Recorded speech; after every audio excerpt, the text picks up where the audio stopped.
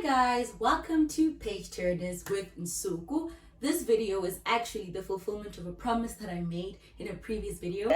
And then February came and it was just like, but anyway, I will record a video specifically explaining what happened in February.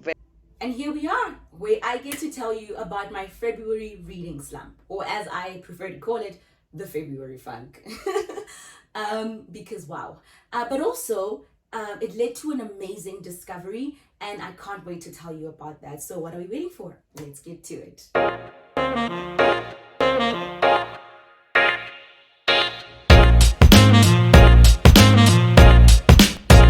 So how did I get myself into a reading slump? Well, I feel like February was just a tough month for me.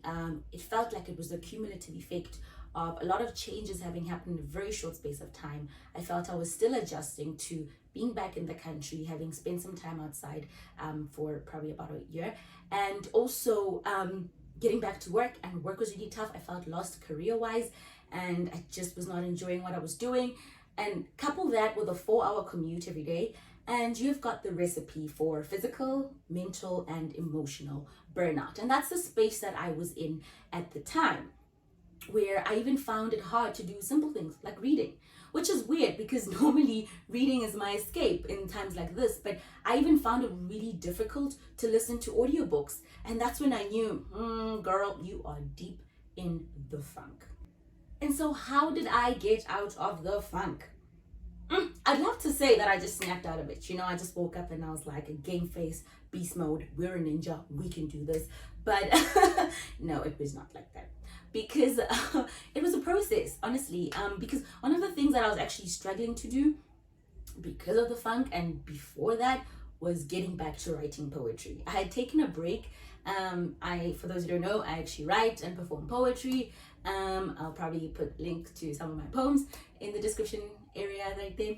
But yeah, I was struggling to write again. It just felt like my great poems were haunting me. Like, listen, this is your level. You can never get beyond this. Whereas my dodgy poems were like, the water's warm. This is where you belong. Come on in. And so I struggled to write. And I really needed writing at the time because I was going through so much and I really needed an outlet for my feelings. And I read somewhere about how if you want to improve your writing, you should just write every day. And so what I did was I grabbed one of the bullet journals that I bought while I was on holiday, because I just randomly buy empty books. Side note, I love empty books, whether it's a notepad, whether it's a diary, a journal, those are the pages that I turn.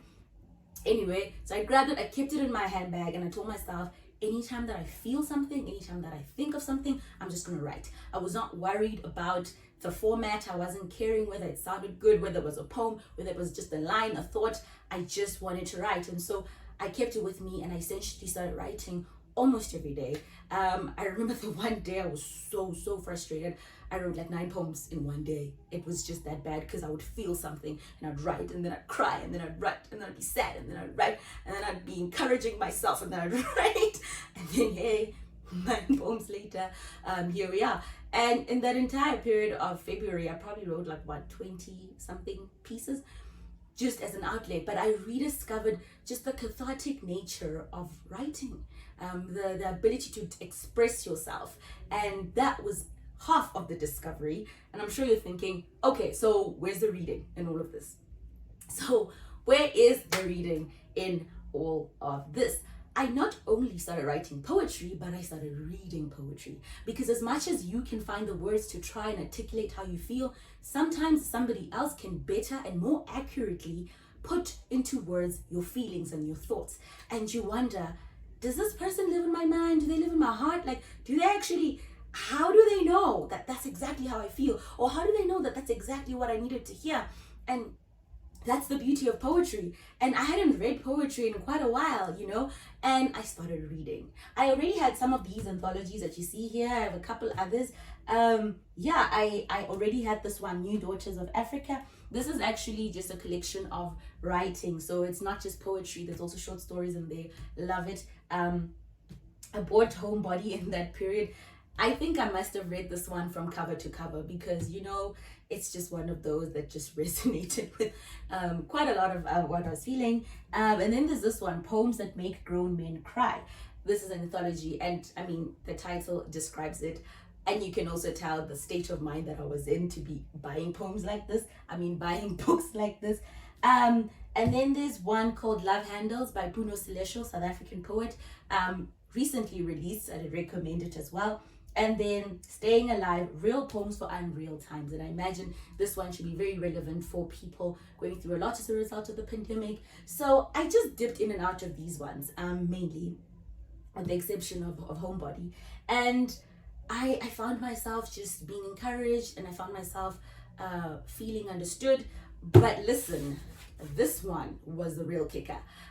That's also because it was just a discovery that I made, because I Googled anthologies, just good anthologies, and then this one was recommended, and I kept it in my handbag the entire time. It's called The Poetry Pharmacy, tried and true prescriptions for the heart, mind, and soul. And this is a very relevant description.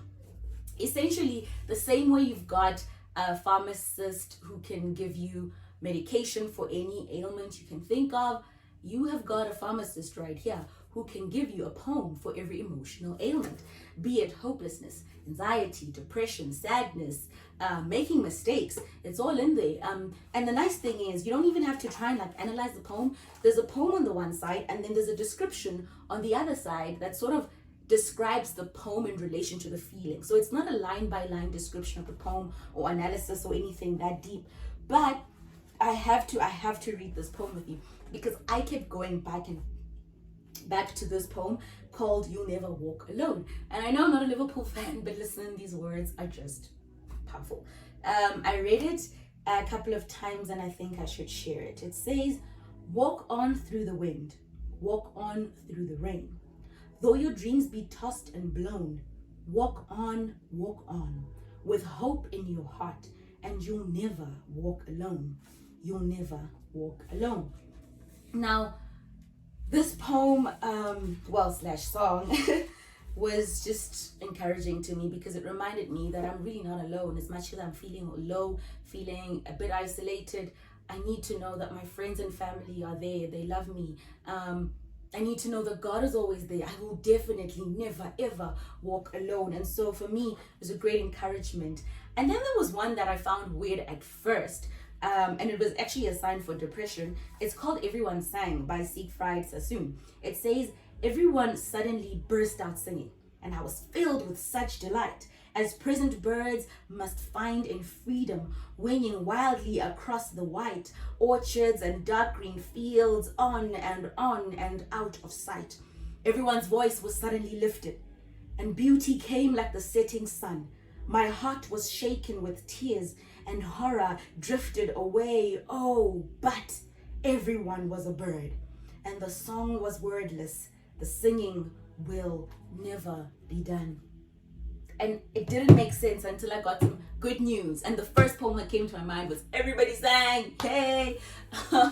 So it was just encouraging. But in any case, this was just the discovery that I made, the beauty of writing and the beauty of reading poetry. And I believe there's a poem for everyone. I believe you don't have to be a poetry person, but you can find an anthology, dip in and out of it, and find some words for your encouragement, for your comfort at any time, because indeed sometimes some people can articulate our feelings better than others. So this is the page turner's discovery of the month. So despite having gone through a reading slump, I'm actually really grateful that in the funk I found again and rediscovered the beauty of poetry. And so I encourage you, get yourself one of these anthologies, find more.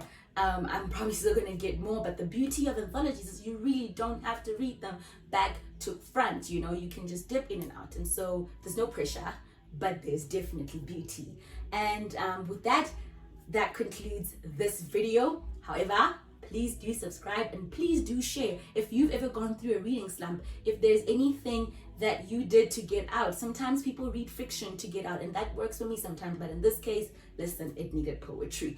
But yeah, the beauty of it is I am out of the funk, and I have been reading a lot this month of March, and I can't wait to share my book reviews for the videos that for the books that I have been reading in the month of March. It probably won't be in just one video because the books are so great. I think some of them deserve videos of their own, so please do click the notifications bell so you do know when those videos come out. And with that, please do keep turning those pages.